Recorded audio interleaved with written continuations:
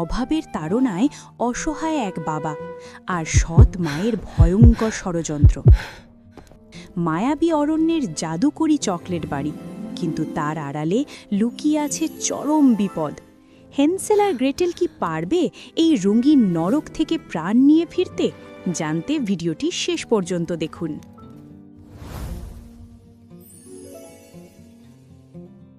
Hansel ও Gretel, মায়াবী অরণ্যের অভিযান।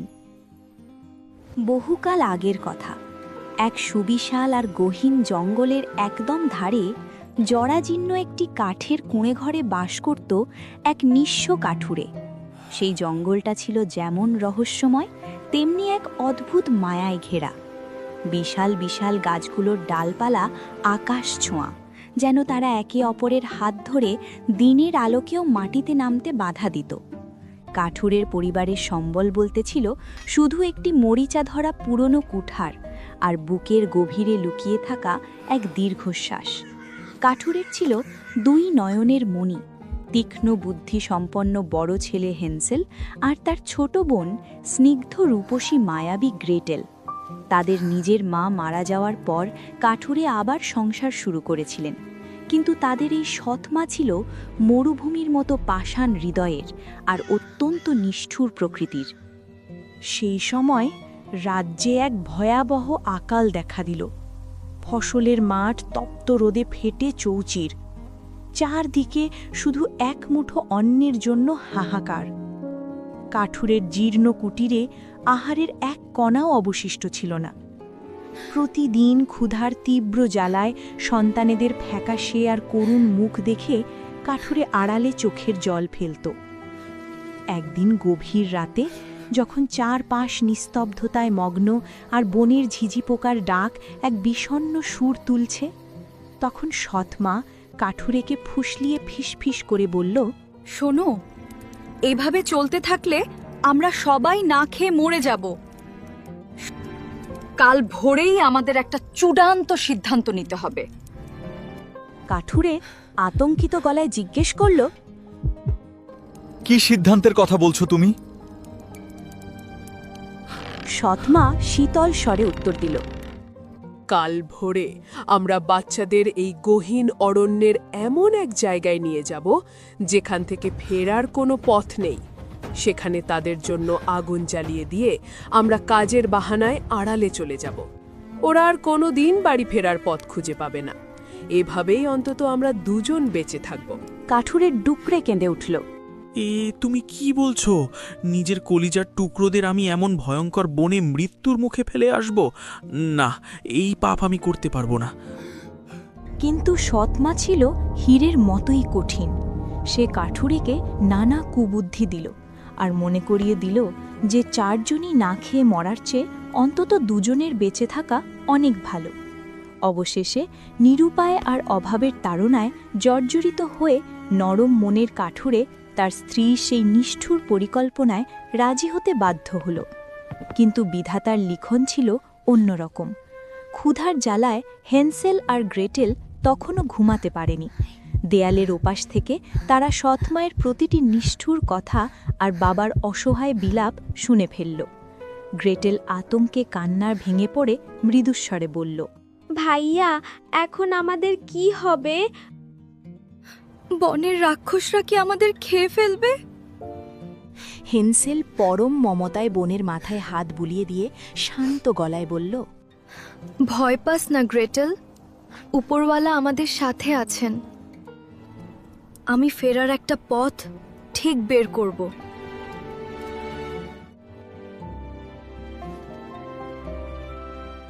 সৎমা আর কাঠুরে যখন গভীর ঘুমে মগ্ন, হেন্সেল তখন নিঃশব্দে ঘর থেকে বেরিয়ে এলো। আকাশে তখন রূপালী চাঁদ উঠেছে, যার আলো বনের অন্ধকারে এক জাদুকরী আভা ছড়িয়ে দিয়েছে। চাঁদের আলোর ছোঁয়ায় উঠোনের ছোট ছোট সাদা পাথরগুলো হীরের মতো ঝকঝক করছিল। হেন্সেল তার পকেট ভর্তি করে সেই পাথরগুলো কুড়িয়ে নিল এবং অতি সন্তর্পণে আবার বিছানায় ফিরে এলো। পরদিন ভোরেই সৎমা তাদের রূঢ়ভাবে জাগিয়ে তুলল। কাঠুরে কাঁপা কাঁপা হাতে তাদের এক টুকরো করে শুকনো রুটি দিল। বনের দিকে যাওয়ার সময় হেন্সেল বারবার পেছন দিকে তাকাচ্ছিল আর পকেট থেকে একটা করে সাদা পাথর অলক্ষ্যে মাটিতে ফেলছিল।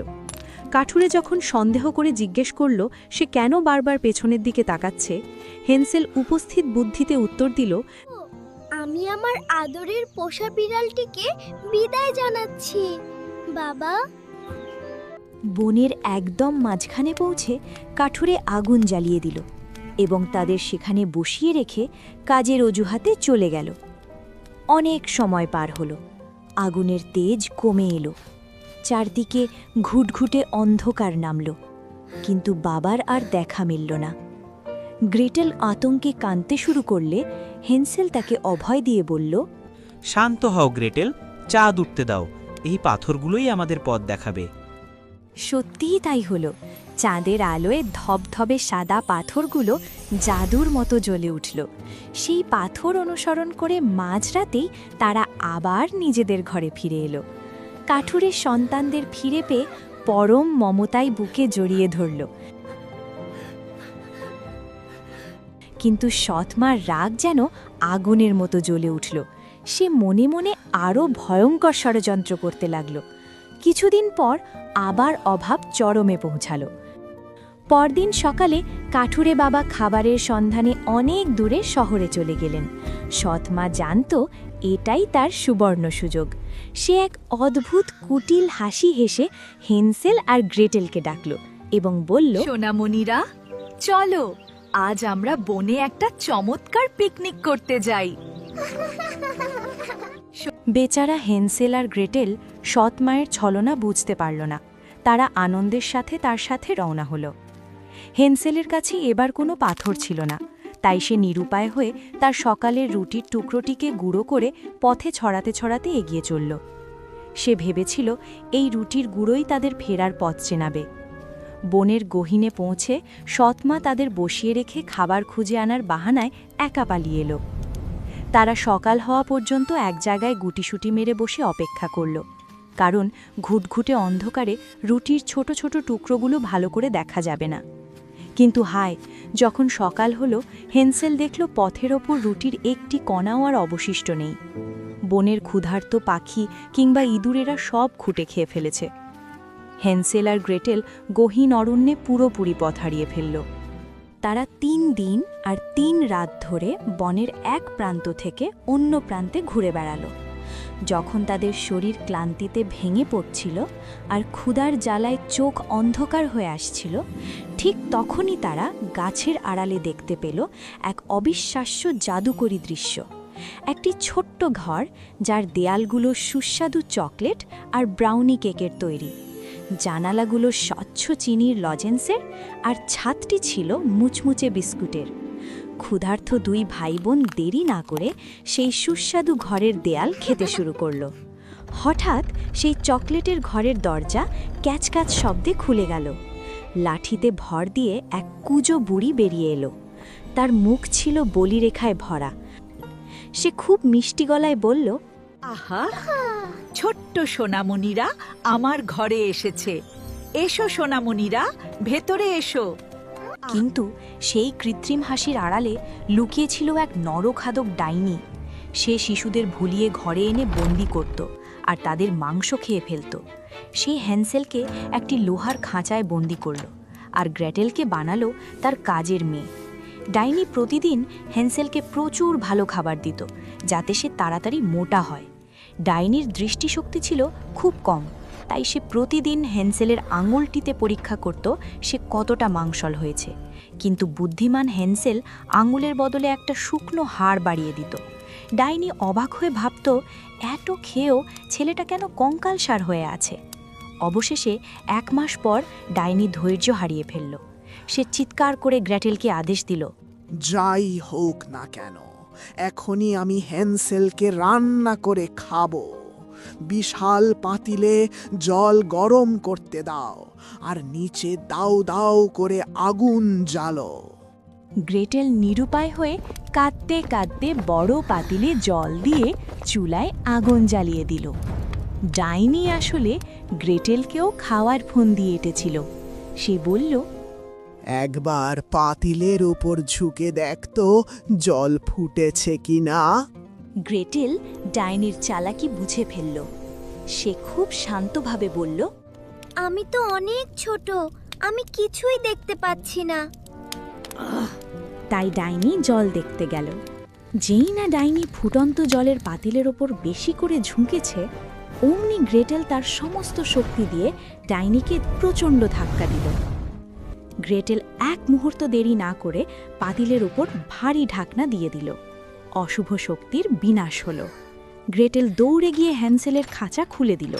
তারা দুজনে খুশিতে একে অপরকে জড়িয়ে ধরল। তারা দেখল ডাইনির ঘরের মেঝেতে অজস্র হীরা, মুক্তা আর স্বর্ণ মুদ্রা লুকানো আছে।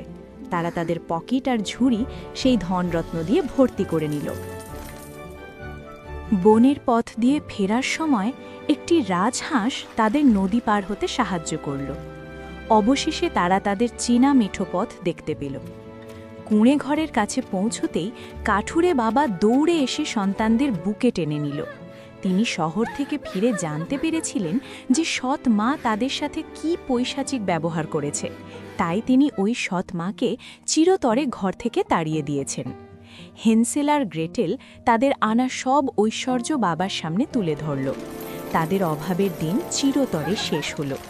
সেই থেকে কাঠুরে, হেন্সেল আর গ্রেটেল পরম সুখে আর শান্তিতে ওই বনপ্রান্তেই থাকতে লাগল। সাহসের কাছে হার মানল সব জাদু, আর বুদ্ধির জয় হল দুই ভাই বোনের অকৃত্রিম ভালোবাসার। আরও মজার মজার রূপকথার গল্প দেখতে এক্ষুনি সাবস্ক্রাইব করো নাজনীন গল্পঘর।